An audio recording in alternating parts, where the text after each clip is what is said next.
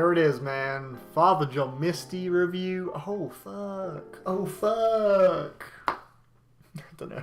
This guy, man, Josh Tillman, man. God damn, I think he's from Maryland, singer-songwriter. I'm sure most of you, who, if you're a music fan like that, you know, if you're in the music community and whatnot, you know who the guy is, man. This dude is it's a pretty big deal. You know, I guess. Yeah, he's got 3 albums under his belt before this new one, God's Favorite Customer. They're fun, which I've never listened to. I should check it out sometime, I suppose. But yeah, we got I Love You, Honey Bear. We got Pure Comedy, which are the main 2 that people always talk about. I Love You, Honey Bear was a really awesome, witty, musically diverse, likable album, all about love. A very human album. I really enjoyed it. Thought it was really great. Pure Comedy wasn't really for me though. Didn't really care for that one. Just kind of felt like one giant song. It's like 75 minutes long and every track is pretty damn slow paced. Like every song is like a ballad. They all kind of have the same tone to me. Yeah, I didn't really want to hear that for over an hour. It just got really, really dull and just really tame and not that interesting. And lyrically, it is pretty profound in its themes of humanity and existentialism and whatnot. And I appreciate the ambitious scope of it. But yeah, musically, I didn't really enjoy it at all. I just thought it was a bit of a slog. A lot of people call the album very pretentious and self-indulgent. I'm not, I mean, it is definitely very self-aware of its pretentiousness. There are some great lyrical moments, like on the 3rd track, for example. And the music is very rich and detailed and layered and stuff, but it's just never very creative or very exciting. It's just a bit of a boring album to me. I get bored by it, you know. I mean, and there is one track that always rubs me the wrong way. I forget what it's called. It's something about like when God returns, there'll be hell to pay or something. He's talking about like God coming back and he's showing God the mess he's created, and it's just like this is just corny. Yeah, I don't like Pure Comedy, man. I know a lot of people really love it. It's a very divisive album, but I just did not like it. It was not for me. This new album is 10 tracks, and it's 37 minutes. Yes! Way shorter and way less bloated, which is so brilliant. This album will definitely not have the monumental impact on Father John Misty's career in the same way Pure Comedy did. Like, Pure Comedy, he was clearly going for like a magnum opus type thing with the album. It was so ambitious, so long and grand and grandiose and conceptual. It was obviously he was going for like a huge like moment, like a turning point in his career type album, like a magnum opus type thing. This new one isn't like that. It's way more focused on just like, you know, just making the solid Father John Misty songs. Like, he's just kind of stripping it back a little bit and just writing some focused, straight to the point songs that are pretty short in length, nothing too like long and drawn out, like Leaving LA, which is like 13 minutes from his last album, Pure Comedy. You know, nothing like that. Most of the songs here run for like 3 minutes, 4 minutes. A good variety of different subject matters, a good variety of different musical ideas too, although however sonically this album does fall more in line with Pure Comedy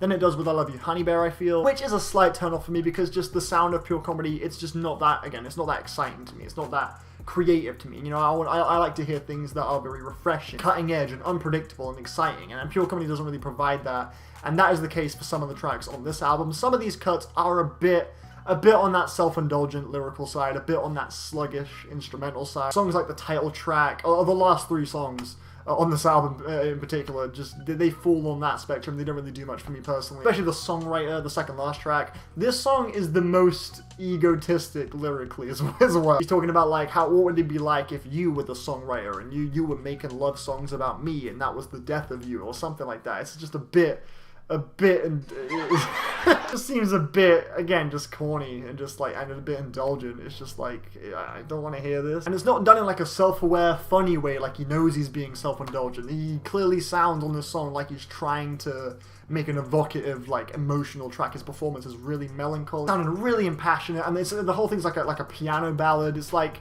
it's just an awkward combo. I felt this song was just really awkward. My favorite tracks are the ones that are just more straightforward. He just has a cool, interesting, funny, witty topic. He has that grounded human charm that he had on I Love You, Honey Bear, which he completely got rid of on Pure Comedy. I didn't get any sense of charm or humanity on Pure Comedy. I felt like he was trying to be this figurehead guy who's just telling all these things about, oh, this like woke guy talking about all these themes of existentialism. I just couldn't find anything relatable about that, whereas I Love You, Honey Bear was more kind of human and grounded and charming. That comes back in moments on this thing, like on the song Mr. Tillman, where he's talking about staying at a hotel, but the usher or the hotel staff member is getting really fed up with Mr. Tillman, with Josh. The whole song is from the staff member's perspective, and it's just kind of a witty, amusing track that is showing glimpses of Father John Misty's sense of humor and his personality in a charming and likable way that isn't too heavy-handed. It's a nice combo, 3 minutes long. It's got a really catchy sort of vocal melody throughout the whole song. Mr. Tillman, good to see you again. It's got a nice groove to it. It's a likable song. I mean, these are the moments that I think pure comedy really lacked, and I think that's part of the reason why I just couldn't connect with it. Love the song Please Don't Die as well. I think that's a great track. I think I like how he sounds so unbelievably vulnerable. Bro, he sounds so vulnerable. He sounds fucking hurt on this song. Like, he's really worried about this partner. She's too much to lose. Just please don't die. She's just such a pivotal and an important thing in his life, and he really sells that. And the instrumentation, it does kind of fall more in line that very lavish, illustrious sort of pure comedy kind of sound, but it fits so flawlessly with this subject matter. The opening track, Hangout at the Gallows. I love the chorus on this song. What's your politics? What's your religion? The production too, the way it all swells up during that hook. Oh, fucking dope. It's a great track. I like the little religious references on this song too, to like Noah's Ark and stuff, and the line where he's talking about like whose idea was it to sharpen the knife like right before the boat, like just basically just commenting on the hostility of just human nature, of just how like quick we are to be aggressive and stuff. The Palace was a cool song. It did have one line that I wasn't. It just felt a bit weird. He's talking about like I was writing a poem. Man, I must have been in the poem zone. I just giggle every time he says that. I was in the poem zone. I don't know, I just think it's funny. It's just like he's in the poem zone. Like, what's the poem zone? But however, right after he does say that line, there was this awesome chord progression, this really sick moment where he's like, goes to the upper register, and right as he does that, the piano like goes down a key and it gets way more like eerie. It's a really cool little progression in the song. It really pricks my ears up every time I hear it. It's a solid track. I think Disappointing Diamonds and Date Night are the two shortest songs on this album. They feel just kind of, they feel that they sound fine. Both of them just don't really leave much of an impact on me. A bit lifeless, a little bit just, again, inconsequential. I say fuck you. I always get these notifications. Every time I try to record, let me just close WhatsApp real quick. I know I say inconsequential in my reviews quite a lot, but yeah, I mean, that's how these songs are. They just don't really leave much of an impact on me. My favorite track has got to be the song Just Dumb Enough to Try. I love the guitar melody. The central guitar melody on this song is really gorgeous. And we get some nice self-reflective lyrics, him sort of critiquing himself as a person on this track in a really beautiful way. A really lovely song, and a nice track here. But overall, for a very lean, short, 10-track long album, also I did appreciate a lot more of the content on this album, a lot more of the material here than on Pure Comedy.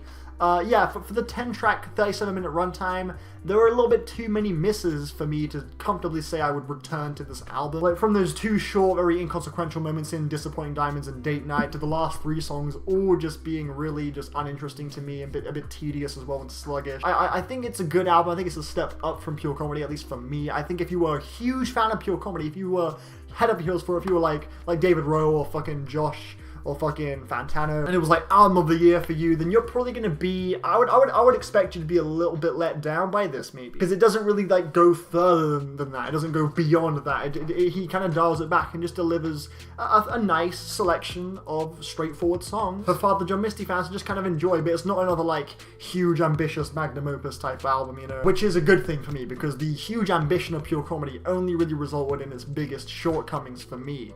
So to hear him strip it back for a bit and just make it a straightforward 10-song, just really concise album was refreshing to me and was enjoyable to me. But yeah, there were a few misses though, and given how short it is, there's not really much room for error. So I think it rounds out at about a 6 out of 10. I enjoyed it, but I wouldn't come back to the whole album. I would definitely come back to select songs from it, but I don't really see myself returning to this whole thing front to back. It's got some great moments, like the first 3 tracks are all fantastic. Please Don't Die and The Palace, you know, it's got some nice moments, but yeah, generally I'm just not really in love with it. Wouldn't really come back to this whole thing front to back, but it does have some good moments. So yeah, those are my thoughts on God's Favorite Customer by Father John Misty. Thank you for watching my review. Bye!